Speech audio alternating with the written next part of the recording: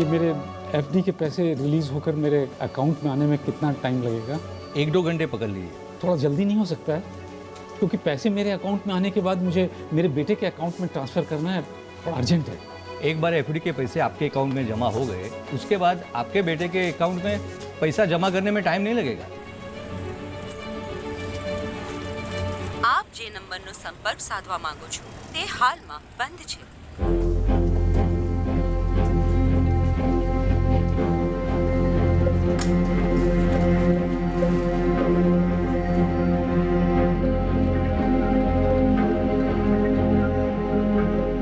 આપ જે નંબરનો સંપર્ક સાધવા માંગો છો તે હાલમાં બંધ છે।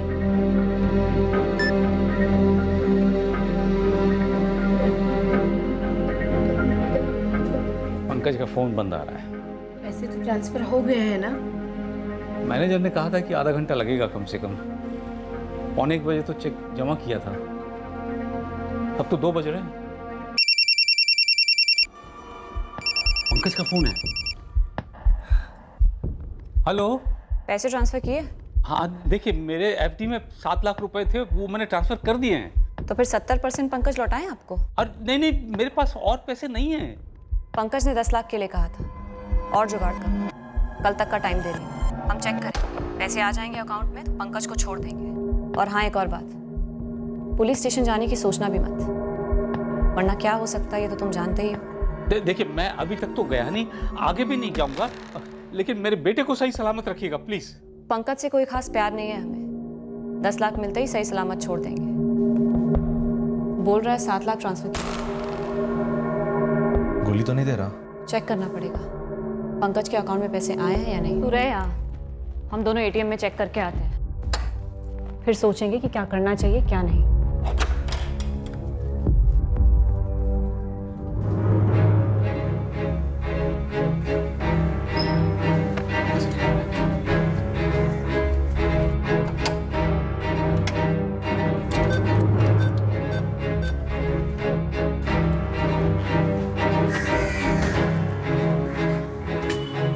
पैसे आ गए पंकज अकाउंट में।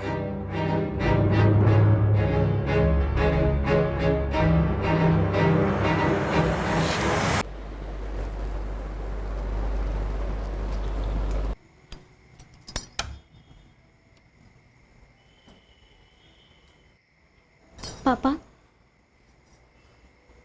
फोन लगा क्या पंकज का? पूरी रात हम में से कोई सोया नहीं था। मन ही मन मुझे लग रहा था, पता था कि जो भी हो रहा था पंकज ने खुद ही अपने सर मोल लिया है। जरूर जानबूझकर इस जाल में खुद चलकर फंसा है। हमारा बेटा था, हमें वापस चाहिए था। हमें लगा कि अगले दिन वो लोग बैंक से पैसे निकलवाएंगे और हमारे पंकज को छोड़ देंगे। આપ જે નંબરનો સંપર્ક સાધવા માંગો છો તે હાલમાં બંધ છે। अब तो 5 बज गए हैं, पूरा दिन था उनके पास पैसे निकालने के लिए। तो करें तो क्या करें, कुछ समझ में नहीं आ रहा है। पापा, पुलिस के पास जाए क्या? बेटा, उस लड़की ने कहा था हम पे नजर रखे हुए है। हम पुलिस में गए तो पंकज की जान ले लेंगे वो लोग। पर ऐसे कब तक इंतजार करेंगे हम? मैं क्या बताऊं, मेरी तो कुछ समझ में नहीं आ रहा है।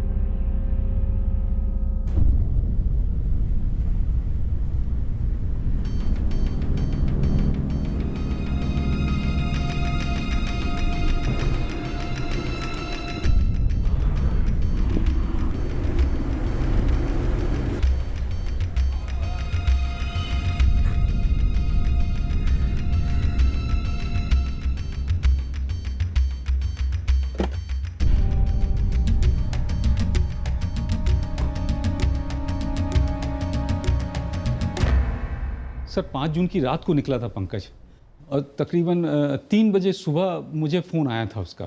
और पंकज ने आपको कॉल करके ये कहा था कि पुलिस ने उसे ड्रग्स के साथ पकड़ लिया है? हाँ, पर दूसरे दिन उस औरत ने फ़ोन करके बताया कि उसे किडनैप किया है। फिर मैंने 7 लाख रुपए ट्रांसफ़र भी किए। 6 तारीख को आखिरी बार बात हुई थी, उसके बाद से फ़ोन बंद ही आ रहा है उसका। 5 जून की रात को लड़की का फ़ोन आया और आपका बेटा घर से निकला? हाँ सर, लेकिन हमें नहीं मालूम उसे किसका फ़ोन आया था। पंकज की पत्नी, उसे पता है? नहीं पता सर, डिनर के बाद तो हम सब सोने की तैयारी कर रहे थे जब पंकज को कॉल आया। हाय, क्या हाल है? मैं तो ठीक हूँ। कहाँ? अभी? ठीक है, आ जाता हूँ, 20 मिनट में आता हूँ। See you।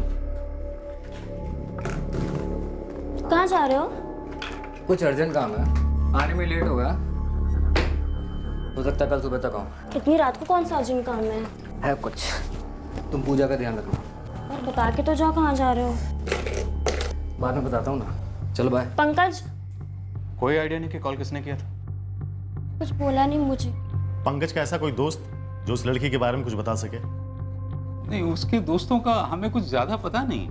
मुगल जी, आपने बताया कि पंकज पीता है, स्टेट में तो पाबंदी है, तो जाहिर सी बात है पंकज किसी ना किसी सप्लायर के कांटेक्ट में होगा। और आपने ये भी कहा था कि वो ड्रग्स लेता है। वो तो बहुत पुरानी बात है। क्या वो अब भी? कहीं ऐसा तो नहीं कि ये सब कुछ रचा रचाया खेल पंकज का ही हो? देखिए, मैंने कहा था कि वो थोड़ा भटका हुआ है, लेकिन 2 दिन फ़ोन बंद रख करके इस तरह से घर से कभी गायब नहीं हुआ वो।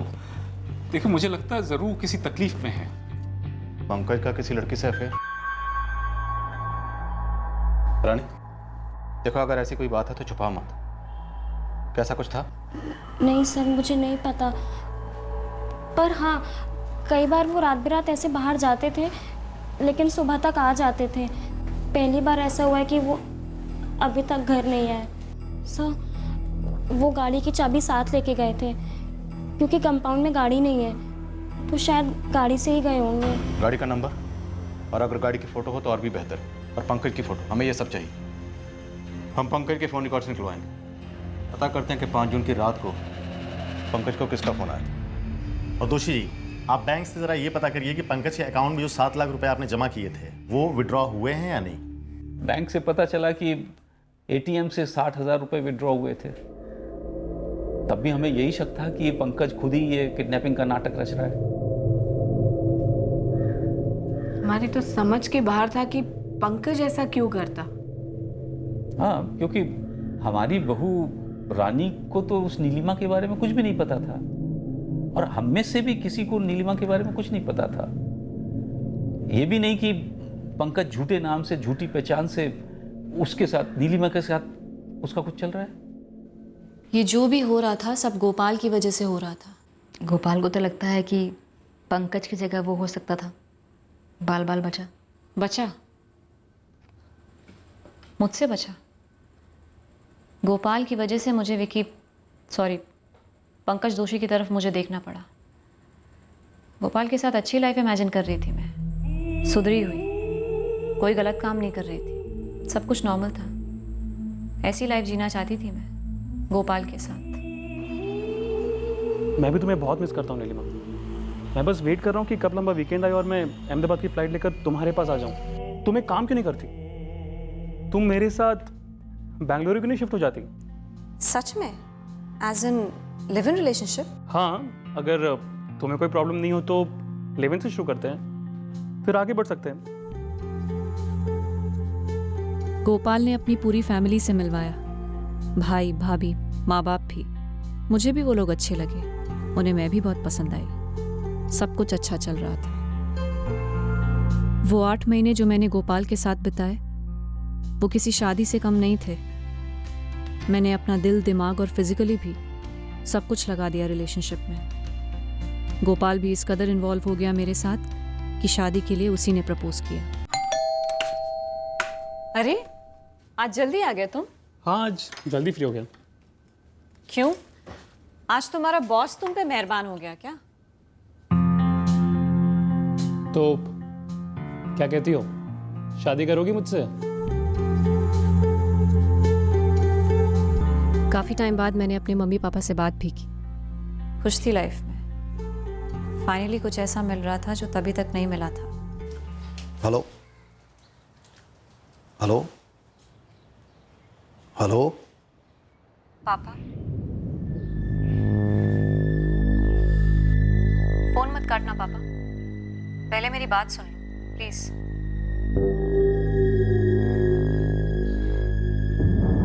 क्या हुआ नीलिमा?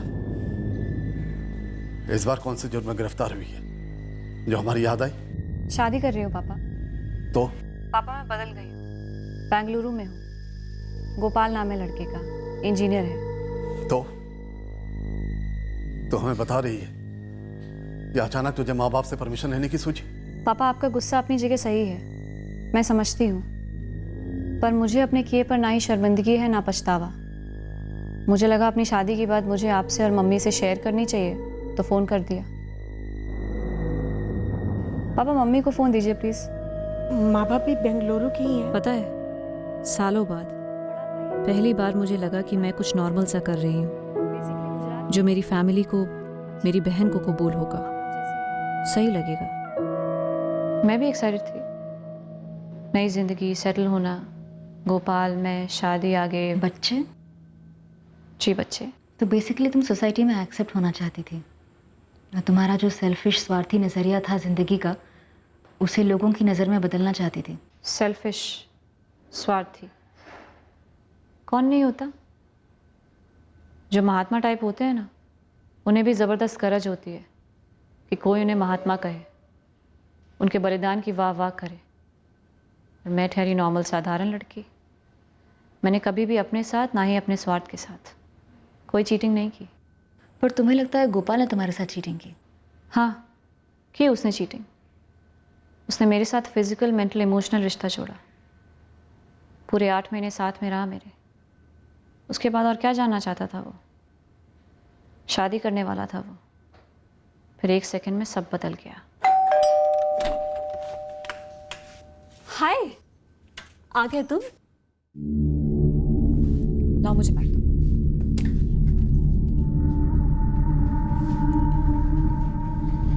मेरी मम्मी पापा से बात हुई, काफ़ी खुश थे हमारी शादी की न्यूज़ को सुनकर।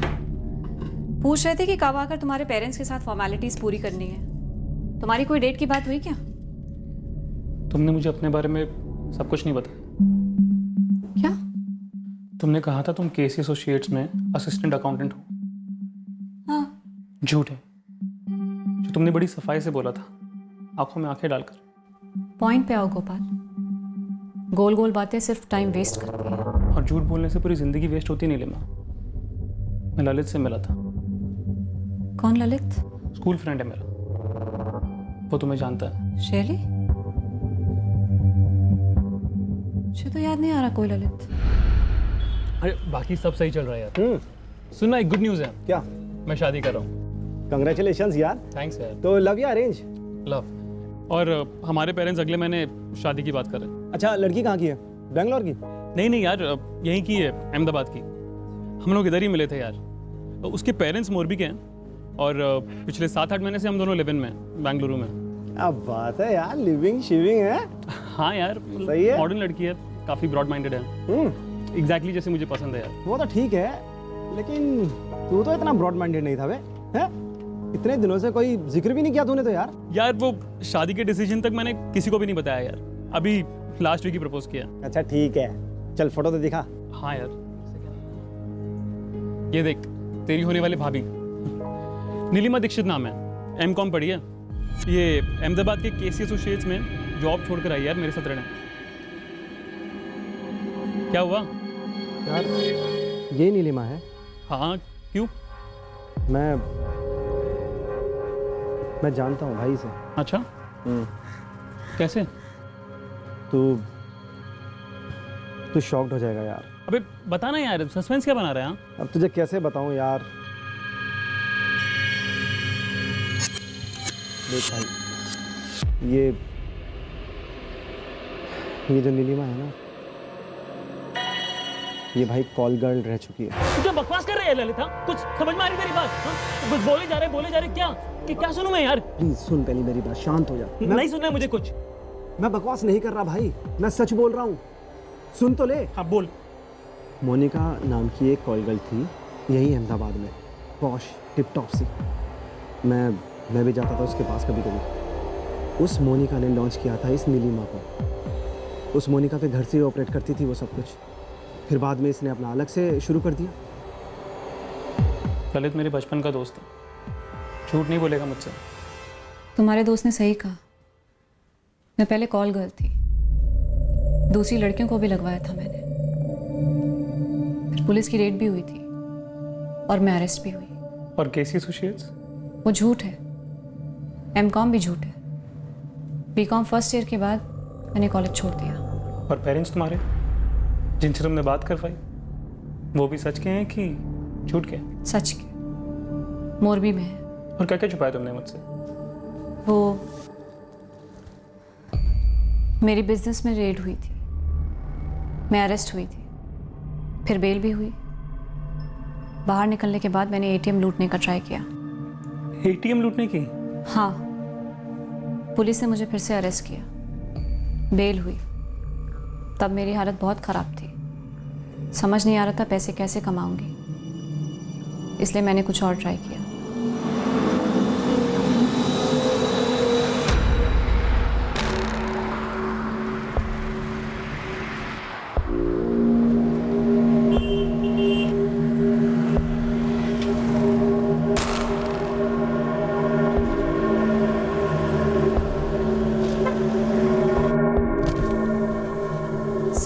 मुझे अहमदाबाद के लिए लिफ्ट चाहिए, मेरी बस छूट गई है, अर्जेंट है। ठीक है, बैठिए। ऐसे इतनी रात गए अकेले बस का वेट करना थोड़ा रिस्की है। जी, लिफ्ट लेना भी। हाँ। और लिफ्ट देने वाले के लिए भी रिस्की है। क्या? मुझे पैसे चाहिए, जो है जितने हैं तुम्हारे पास मुझे दे दो, मिनिमम 10,000। ए सुन, चल नीचे उतर। नहीं उतरूंगी, पहले पैसे दो। दो पैसे। और हाँ, जबरदस्ती गाड़ी से उतारोगे ना तो सीधे ये टॉप यहाँ से लेकर यहाँ तक फाड़ दूंगी और जाऊंगी पुलिस स्टेशन और तुम्हारी गाड़ी का रजिस्ट्रेशन नंबर दे दूंगी, GJX1MR3Y20। रेप चार्जेस लगेंगे 7 साल के लिए अंदर और बदनामी बोनस में। देखो, तुम ऐसा नहीं कर सकती, ये गलत है। आई नो, पर मुझे पैसे चाहिए। 2 पैसे। 2 पैसे या फाड़ू ये टॉप, फाड़ू फाड़ू। ऐसी गाड़ियों से ही लिफ्ट लेती जिसमें अकेला मर्द सफर कर रहा हो। जिसके पास कैश नहीं होता उसे एटीएम ले जाती। एक से तो मोबाइल, वॉलेट, लैपटॉप सब ले लिया। मुझे याद भी नहीं, न जाने कितनी गाड़ियों से ऐसी लिफ्ट ली मैंने। उसके बाद मैं तुमसे मिली गोपाल, और तब से मैंने ऐसा कुछ भी नहीं किया। मैं बदल गई, मैं अब अलग ही इंसान हूँ।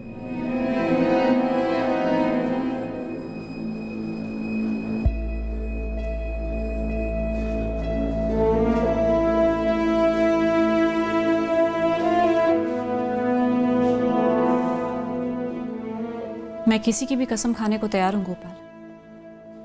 मैं अब वो पहले वाली नीलिमा नहीं रही। नीलिमा, तुम अपने बैग्स पैक करो और जाओ यहाँ से। पिछले 8 महीनों में मैंने तुम्हें कभी कोई शिकायत का मौका नहीं दिया। हाँ, मुझे पहले बता देना चाहिए था अपनी लाइफ के बारे में। पर अब का बोलो, नॉर्मल हूं कि नहीं सबकी तरह? तुमने मुझे झूठ बोला। लेकिन मैंने सच भी तो बोला, एक्स्ट्रा सच बोला। एटीएम लूटना, हाईवे एक्टिविटी, सबके बारे में बताया। जिसकी जरूरत नहीं थी वो भी बताया। मैं तुमसे शादी नहीं कर सकता नीलिमा। मैं अंधेरे में था, या बोलो अंधेरे में रखा गया था। लेकिन अब मैं तुम्हारे साथ लाइफ बिताने के बारे में सोच भी नहीं सकता। जो 8 महीने हमने साथ में बिताए हैं, पूरी लाइफ वैसी ही होगी, बल्कि उससे कई गुना बेहतर होगी। मैं तुम्हारे साथ एक और मिनट, एक और सेकंड भी नहीं रहना चाहता। तुम बस निकलो यहाँ से। गुस्से में हो तुम? थोड़ा ठंडे दिमाग से सोचोगे प्लीज? पूरी फ्लाइट आराम से सोचता हुआ आया, डिसाइड कर लिया मैंने। मुझे एक चांस तो मिलना चाहिए गोपाल। No chance. तुम बस निकलो, अभी निकलो यहाँ से।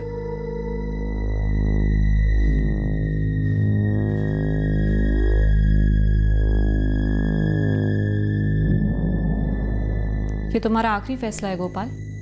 हाँ। You know what? Just get out from here. Okay fine. तुम्हारी जिंदगी से निकलने के लिए एग्जिट फी लूंगी। 10 लाख। दिखा दी ना अपनी औकात। फूट लो भी यहाँ से। चीजें और खराब हो ना, उससे पहले निकल लो यहाँ से। और हाँ, याद रखना, मैं उन हाईवे वाले डफर ड्राइवर्स में से नहीं हूँ। रेप चार्ज काफी सीरियस होता है गोपाल। क्रिमिनल बैकग्राउंड तेरा है, कोई तेरे झूठे इल्जाम का यकीन भी नहीं करेगा। कोई नहीं। अच्छा, इतना समझ लो, लड़की को शादी का गाजर दिखाकर उसके साथ सेक्स करना रेप के दायरे में आता है। शादी के वादे के सबूत भी है मेरे पास, फोटोग्राफ्स, रिंग, हमारे पड़ोसी, शांति जी भी विटनेस होंगी। कानून तोड़े हैं इसलिए कानून के बारे में जानती हूँ गोपाल।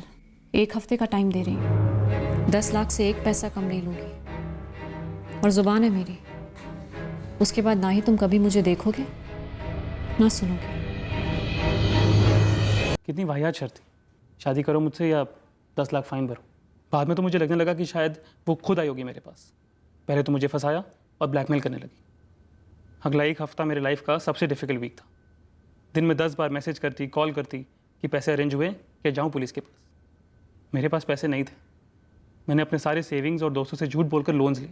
और पैसे दे दिए नीलिमा को? वरना वो छोड़ती मुझे।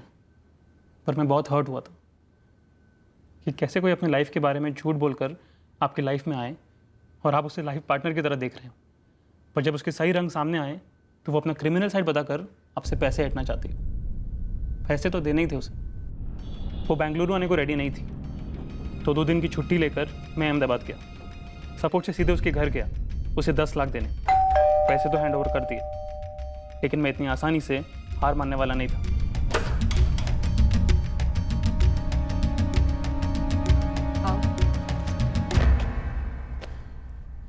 बड़ी मुश्किल से इकट्ठा किया। गिन लो, पूरे 10 लाख है। गिनने की ज़रूरत नहीं है, इतना भरोसा है तुम पे। पिछले 8 महीने हस्बैंड वाइफ की तरह रहे साथ में। और उसके बाद तुमने क्या किया? मुझे रेप चार्ज की धमकी दी, ब्लैकमेल किया। उसके बाद हम शादी भी कर सकते थे। झांसा दिया तुमने मुझे नीलिमा। खैर, अब प्रॉमिस करती हो कि आज के बाद मुझे झूठे रेप चार्ज की धमकी नहीं दोगी, ब्लैकमेल नहीं करोगी, सिर्फ इसलिए क्योंकि मैंने तुम्हारे साथ ब्रेकअप किया? प्रॉमिस। अब से मैं तुम्हारी लाइफ में हूं ही नहीं। झूठे रेप के इसके चार्जेस तो दूर की बात है। एक बात बताओ, अगर मैं तुमसे शादी करने को तैयार हो जाता और कर भी लेता, तब तो नहीं करती ना मुझे ब्लैकमेल 10 लाख के लिए? नहीं करती गोपाल, नहीं करती। और अब ये बात पूछने का भी कोई मतलब नहीं है। अगर अब तुम चाहो भी तो मैं तुमसे शादी नहीं करूंगी। मैं शादी करने के लिए मना करता ही नहीं नीलिमा। अगर तुमने अपनी सच्चाई नहीं छुपाई होती और सब कुछ झूठ नहीं बोला होता अपने बारे में, तुम्हारी सच्चाई जानकर तुमसे शादी करने के बारे में सोच भी कौन सकता है? तुम जा सकते हो। Good bye.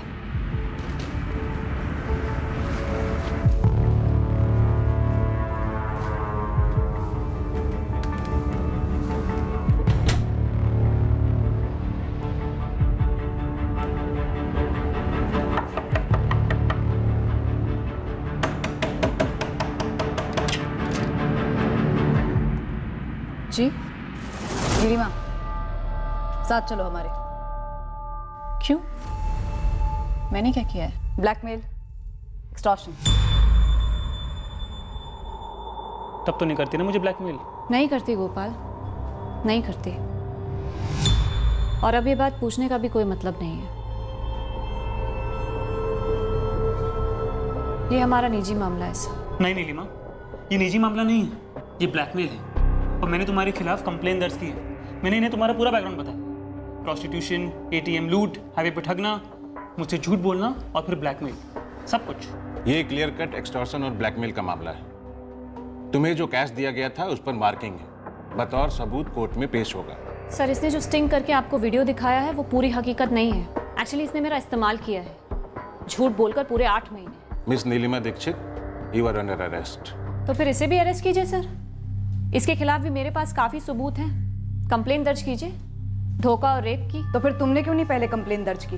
अगर मैं पहले से शिकायत कर देती तो क्या करते आप लोग? इसलिए मैंने मैटर खुद ही सॉल्व कर लिया। तुम्हें जो कुछ भी कहना है तुम अपने वकील से कहो, कोर्ट में कहो। इस वक्त हम तुम्हें ब्लैकमेल के लिए अरेस्ट कर रहे हैं। ले जाओ इन्हें। तब मैं समझा ही नहीं कि मैं एक जाल में अचानक से फंस गया हूँ, क्या जानबूझकर फंसाया जा रहा हूँ। जो भी था, मेरा लग अच्छा है कि मैं उस जाल से टाइम पर निकल गया। मुझे लगता है ये पंकज दोषी भी मेरे जैसे नीलिमा का शिकार था। वो लड़की इंसान नहीं है, शैतान है।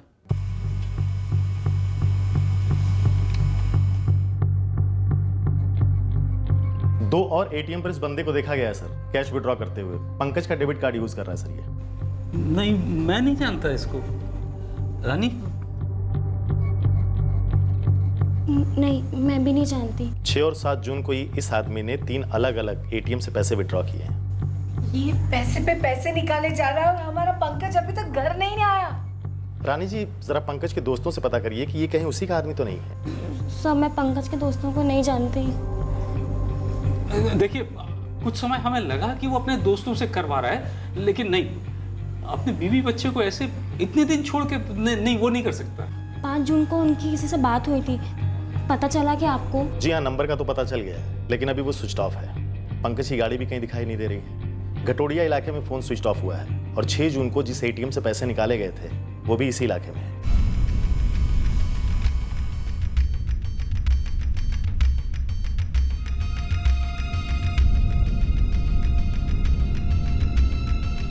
कंज्यूमर फॉर्म से नीलिमा दीक्षित का एड्रेस मिला है, जो कि मोरबी का है, लेकिन उसके फॉर्म पे उसका कोई अल्टरनेट नंबर नहीं है। उसका एक बार एड्रेस चेक करके मुझे कॉल बैक करो, उससे ये कंफर्म हो जाएगा कि ये एड्रेस सही है या फिर ये नंबर ही जाली है। ठीक है कैलाश, मुझे एड्रेस और सारी डिटेल्स भिजवा दीजिए, मैं भी चेक करता हूँ।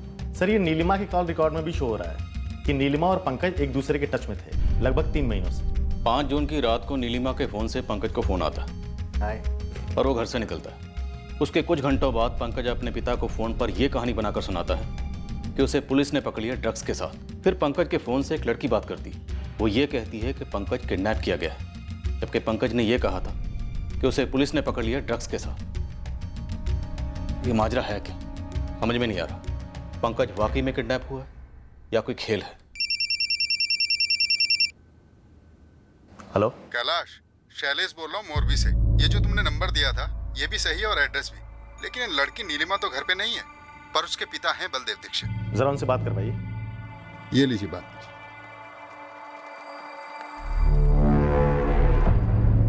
हेलो बलदेव जी, आपकी बेटी नीलिमा कहाँ पे है? मुझे नहीं पता सर, और ना मैं उसके टच में हूँ। बलदेव जी, आपकी बेटी नीलिमा ने शायद पंकज दोषी करके एक आदमी का किडनैप किया हुआ है फिरौती के लिए। मैं क्या करूँ सर, महीनों से मेरी उससे कोई बात नहीं हुई है। अच्छा, अहमदाबाद में आपकी बेटी कहाँ रहती है? उसने बताया नहीं, हमने पूछा नहीं, और ना पता करने की कोशिश की, और ना आगे कोई इच्छा है। आप पुलिस वाले एक बात ध्यान से समझ लें, नीलिमा से हमारा अब कोई ताल्लुक नहीं है, कोई रिश्ता नहीं, कुछ नहीं है वो। इसलिए आप हमें उसके लिए परेशान ना करें। मैं आपके हाथ जोड़ता हूं, नीलिमा को लेकर आप दोबारा हमारे घर में मत आइए। फोटोग्राफ और डिटेल सारे थानों में सर्कुलेट करवा दो। जिस तरह से बाप बोल रहा है शायद पहले भी कुछ हुआ हो सकता है, कुछ हिस्ट्री रही है उस नीलिमा की। सर, खबरियों को भी लगा देता हूँ, किसी को कुछ तो पता होगा इसलिए।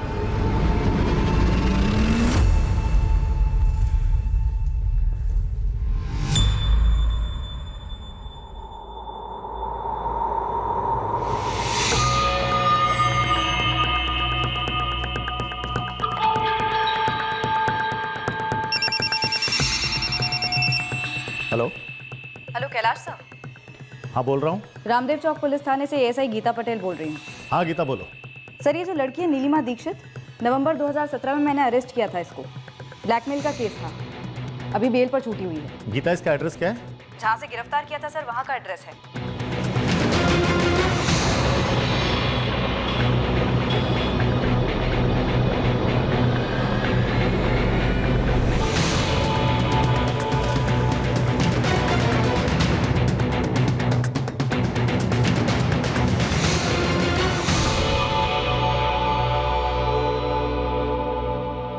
पड़ोसी से बात करते।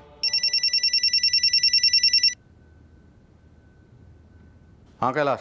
सर, इस पंकज दोषी की कार यही बिल्डिंग के कंपाउंड में ही पार्क्ड है, और बिल्डिंग का वॉचमैन कह रहा है सर कि कल रात को नीलिमा यहाँ से निकली थी सूटकेस लेकर के ऑटो से। ठीक है। जाते देखा नहीं, लेकिन आते भी तो नहीं देखा था। कब आती, कब जाती, क्या करती, किसी को कोई पता नहीं चलता। इसे देखा आपने पहले कभी? ना ना, इसे याद नहीं आ रहा है। वो लड़की नीलिमा अकेली ही रहती थी यहाँ। इस वक्त वो कहाँ हो सकती है? वो मकान मालिक चंदर भाई को पूछा?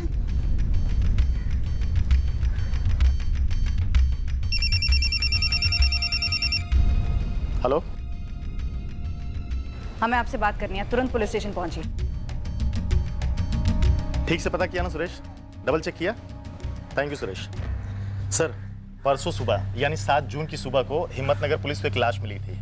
वहाँ के कांस्टेबल सुरेश को हमने पंकज की फोटो भेजी हुई थी। वो कह रहा है कि ये लाश पंकज ही है।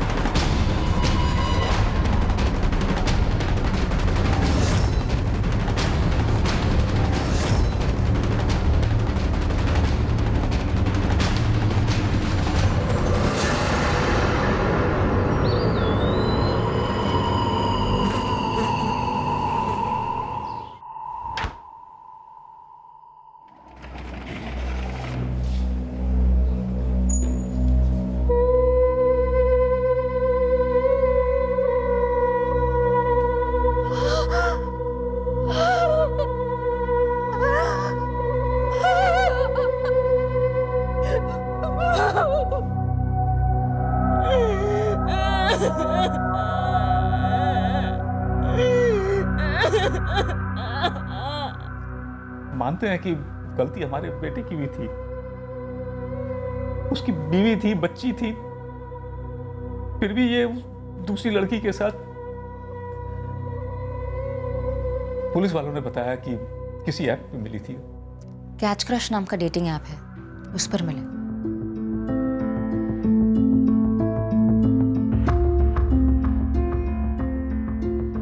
Hi, this is Vicky.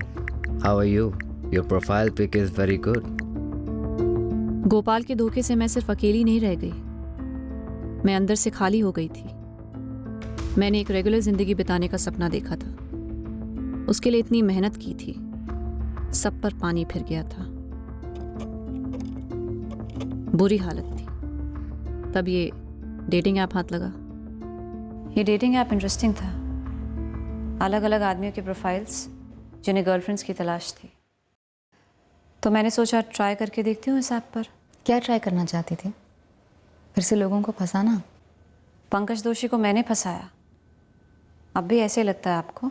तुमने कहा कि गोपाल ने तुम्हें धोखा दिया, पर ब्लैकमेल तो तुमने किया था। ब्लैकमेल नहीं था वो, मेरा हक था, कॉम्पनसेशन था। 8 महीने गोपाल ने भरपूर मज़े किए थे। अगर मैं पहले कभी कॉल गर्ल थी तो क्या मेरी फीलिंग्स नहीं हो सकती? उसे लगता है कि मेरे पास ने उसे धोखा दिया, लेकिन मेरे प्रेजेंट को उसने बर्बाद किया ना। और पंकज दोषी, मैंने उसे नहीं फंसाया, उसने मुझे फंसाया था। एक तो अपना नाम विकी आचार्य बताया और मेरे घर आने लगा।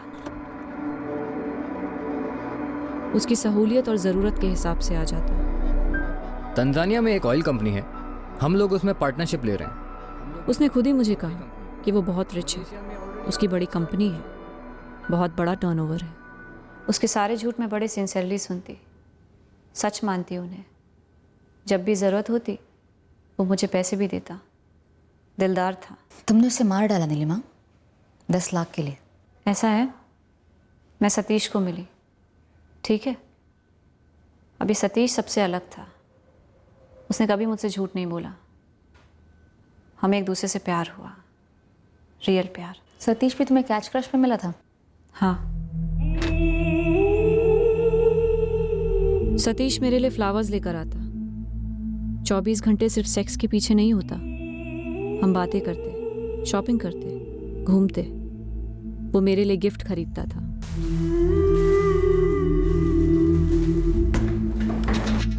हमारे बीच जो था, उससे मुझे वो टाइम याद आता जो मैंने गोपाल के साथ गुजारा था।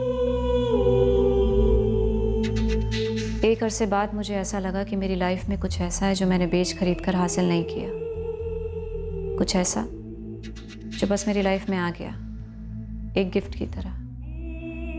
पर मुझे असलियत की भी समझ थी। सतीश कर्ज में डूबा था। कोई टेंशन है सतीश? तो बताओ मुझे, शायद मैं कोई हेल्प कर सकूं। नीलिमा, मेरे सर पर 5 लाख का कर्ज है। इस शहर में किसके सर पे कर्ज नहीं होता? ये कोई बैंक का लोन नहीं है, एक भाई टाइप के बंदे से लिए। वो ढूंढ रहा है मुझे, पता नहीं कब तक ऐसे छुपूंगा। अगर मेरे पास होते तो दे देती। यार प्रॉब्लम तो ये है कि मम्मी पापा से भी नहीं बोल सकता।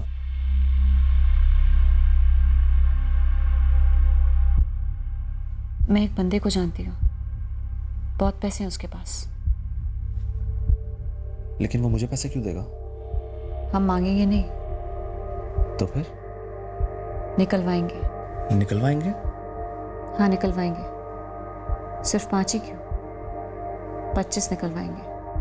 विवेक आचार्य नाम है उसका, करोड़ों का टर्नओवर है उसका। और ये निकलवाएंगे मतलब? किडनैप। 25 लाख उसकी फिरौती होगी? हाँ। लेकिन इस काम के लिए हम दोनों काफी नहीं। मेरा एक दोस्त है राहुल पांचाल, भरोसेमंद है, उसे ले ले साथ में।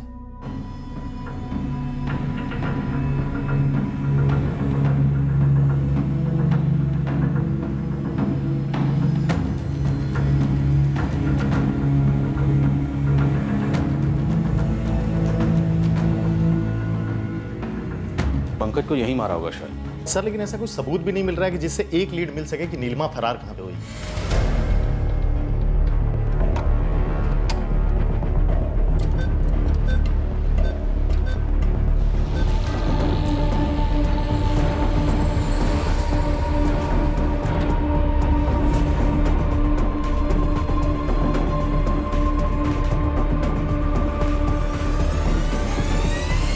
यार ये पंकज का कार्ड ब्लॉक हो गया।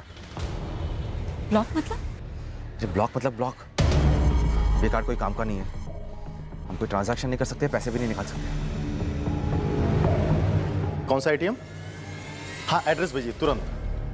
सर नीलिमा को एक एटीएम के बाहर खड़ा हुआ देखा गया है, वो भी उस बंदे के साथ जो पंकज के डेबिट कार्ड से कैश निकालते हुए एटीएम के सीसीटीवी फुटेज में दिखाई पड़ा था सर। कौन सा एटीएम? सर अभी बैंक मैनेजर एड्रेस मैसेज कर रहा है। उठा लो। गलती कर दी हमने सतीश। पता है तुम ही एटीएम कार्ड पर जोर दे रही थी ना। हमारे पास एटीएम है, पिन है, कैश निकालते रहेंगे। पूरा कैश एक साथ निकलवाते हैं ना। उसे कहते हैं जाकर चेकबुक लेकर आए। उसे चेकबुक लाने कहेंगे ना तो सीधे पुलिस के पास चला जाएगा। हम सबको पहचानता है वो, मेरा घर जानता है। मतलब उसे ऐसे कभी छोड़ नहीं सकते हम। तो क्या उसे मार डालना पड़ेगा? ऑब्वियसली।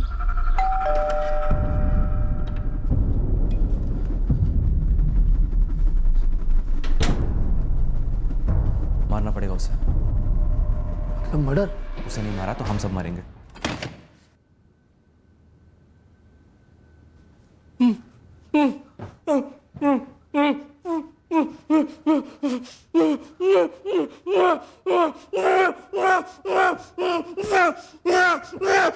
रुको, ऐसे नहीं, बहुत खून बहेगा।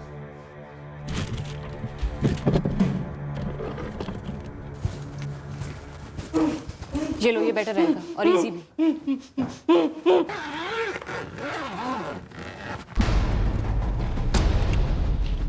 मैं रात को इसे बाहर ले जाऊंगी, तुम दोनों बाहर मिलना, कहीं फेंक देंगे। जो हो गया सो हो गया, आगे देखते हैं क्या होता है।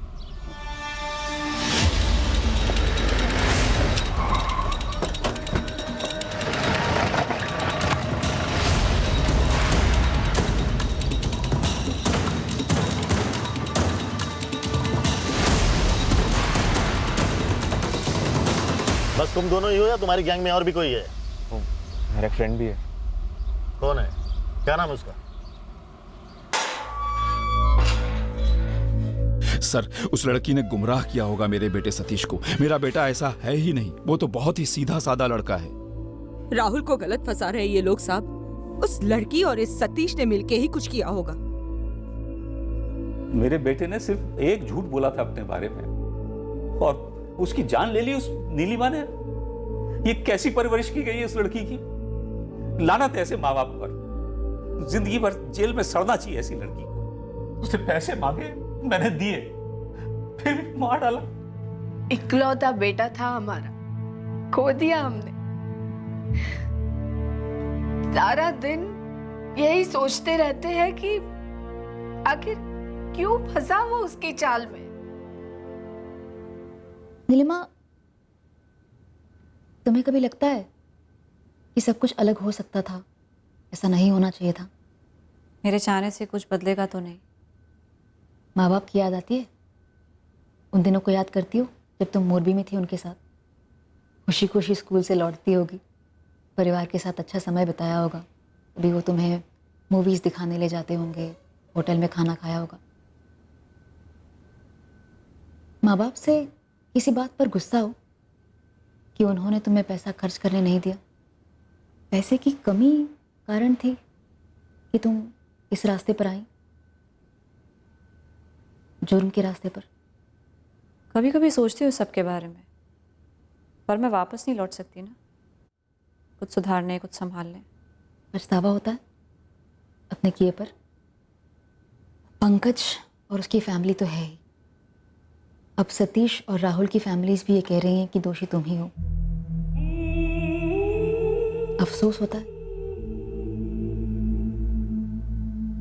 अरमान होना इंसानी फितरत है। ये सिर्फ कुछ खास लोगों में और वो भी हाल ही में पाई गई सोच नहीं है। पर बड़े अरमानों को पूरा करने बड़ी मेहनत लगती है, वो भी ईमानदारी और कानून के दायरे के अंदर रहकर करनी पड़ती है।